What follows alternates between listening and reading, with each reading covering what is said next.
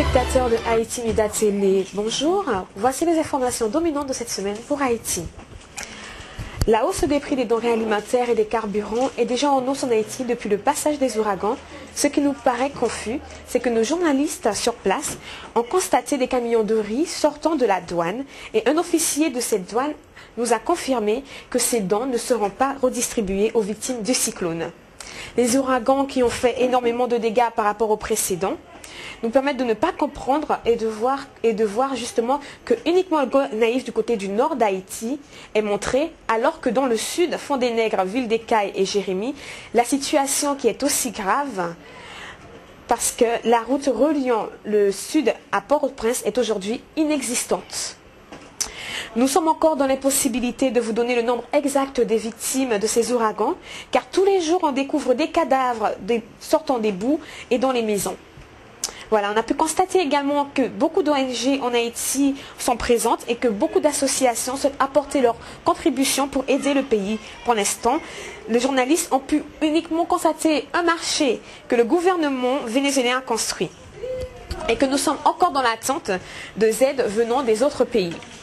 Nos journalistes ont été interpellés par plusieurs touristes et port-au-prinçiens sur l'état de la capitale, ce qui nous a permis de vérifier, après nos constats, qu'il est vraiment urgent que le gouvernement sur place puisse faire quelque chose sur la propreté de cette capitale. Car les images qui nous sont montrées sont de plus en plus négatives depuis plus d'un an dans toutes les presses haïtiennes qu'on trouve sur Internet. Un autre point important sur la sécurité en Haïti, un officier de l'ONU nous a demandé à l'aéroport le jeudi 11 septembre 2008 si le gouvernement actuel n'a pas les mains liées. Il ne comprend pas toutes les dérives dans le pays. Aussi, on a pu écouter que les responsables des associations culturelles qui nous ont déclaré que M. Préval n'a pas respecté ses promesses qui lui a permis d'avoir de l'aide pour Haïti. Ils n'ont pas peur de nous déclarer que les hommes du gouvernement ferment les yeux sur la misère du peuple. Les responsables de ces associations en Haïti souhaitent que ceux qui souhaitent envoyer de l'aide pour le pays ne l'envoient pas, mais qu'ils l'apportent ou qu'ils viennent faire ce qu'ils désirent faire directement pour Haïti. Pour des raisons de sécurité, on ne peut pas donner le nom de ces associations pour l'instant.